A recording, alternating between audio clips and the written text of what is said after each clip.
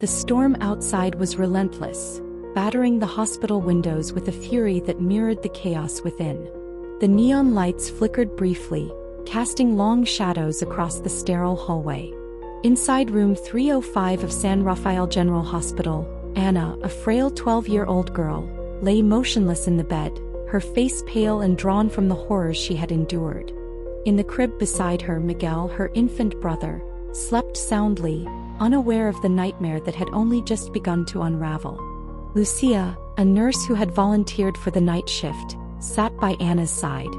Her eyes never left the young girl and the baby, her fingers tracing the edges of the small photo album that had been placed at the foot of the bed. It was strange, she thought, how something as simple as a picture could be the difference between life and death for these two. "They're going to be okay," Lucia murmured, more to herself than anyone else. But even she wasn't sure. Not really. The challenges ahead were monumental. No one knew what the future held for Anna and Miguel, but the weight of the responsibility was crushing. Anna was just a child, and Miguel, well, he was too young to understand, but his future was just as uncertain. Outside the room, the buzz of hospital activity continued. Doctors and nurses moved briskly, their faces grim, but no one dared speak the words that everyone feared. This wasn't just a medical case. This was a battle.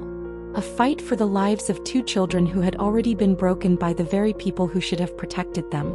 The second day dawned with a heavy sense of anticipation, though no one could tell exactly what they were waiting for. A few hours after Anna had woken up, the reality of her situation hit her like a tidal wave.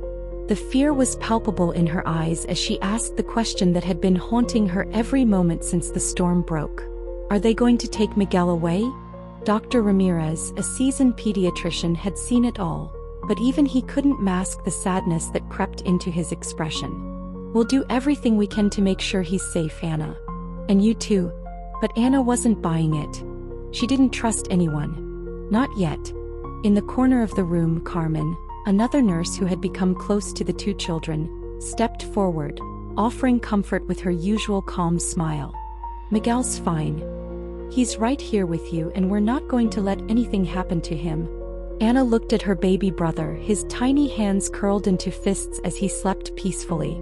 For a brief moment she felt a flicker of hope. But it didn't last long.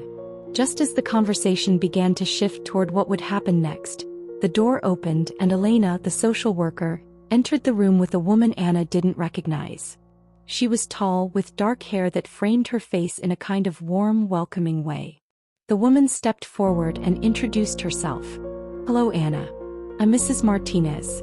I've heard so much about you and your little brother." Anna's heart raced. She pulled Miguel closer to her chest, as though shielding him from a world that had already shown her too much cruelty. "Is she going to take him away?" Anna whispered, her voice quivering. Elena, noticing the distress in Anna's eyes, quickly intervened. "No, sweetheart. Mrs. Martinez is here to talk about something else. She wants to help you, and she wants to help Miguel too." As Mrs. Martinez explained her role and what she and her husband could offer, a loving home for Anna and Miguel, Anna's confusion only deepened. Would she still be able to take care of Miguel? Would she still be his protector? Could she trust this stranger with her brother? "I'll make sure Miguel is safe," Mrs. Martinez said softly, her voice gentle but firm. "But I also want you to have the chance to be a child, Anna. To play, to learn, to grow." For the first time since the storm had hit, Anna let her guard down just a little. Her eyes softened and the smallest of smiles tugged at her lips. "Could I really do that?" she asked, her voice barely above a whisper. "Yes," Mrs. Martinez reassured her, her eyes full of kindness. "We have a big garden. There are flowers, and I think you'd love it. You could even help me take care of the sunflowers. And I'll bring you books about angels just like Miguel." As the day wore on, the adults in the hospital continued to make plans. Dr. Ramirez, Elena, and the police had one goal in mind: to protect Anna and Miguel at all costs. But the storm was far from over. Detective Gomez, a seasoned investigator with a sharp mind, had news. He approached Dr. Ramirez with a solemn look.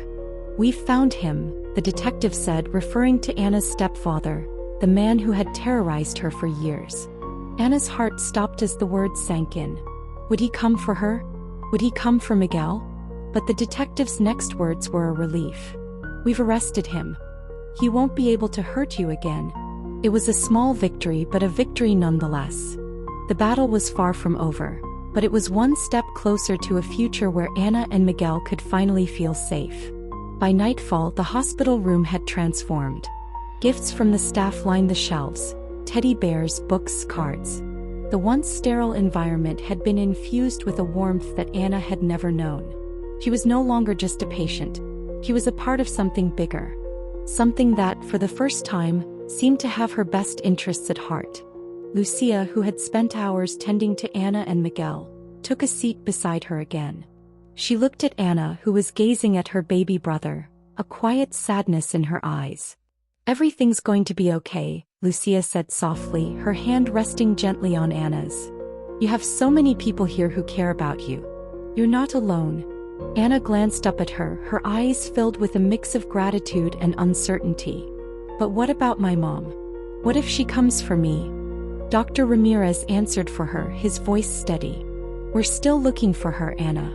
But right now we need to focus on you and Miguel. You've been through so much and we need to make sure you both heal." As the night wore on, Anna and Miguel finally drifted off to sleep, their bodies exhausted but their hearts a little lighter. For the first time in days, Anna felt something she hadn't thought possible: peace. The next morning brought with it a new hope. The storm outside had finally passed, and the sun broke through the clouds, casting a golden light over the hospital. But for Anna and Miguel, this was only the beginning of a long journey. Though their future was uncertain, one thing was clear: they would not face it alone. With Mrs. Martinez, the staff at the hospital, and the police working tirelessly on their behalf, Anna and Miguel were on the path toward healing. A path that would be long but filled with love. Anna had been through unimaginable pain. But as she looked down at Miguel, she realized one undeniable truth. She was not just his sister. She was his protector. And she would fight for him no matter what. The road ahead was uncertain, but for the first time in her life, Anna dared to believe in a future where love and safety weren't just dreams. They were a promise,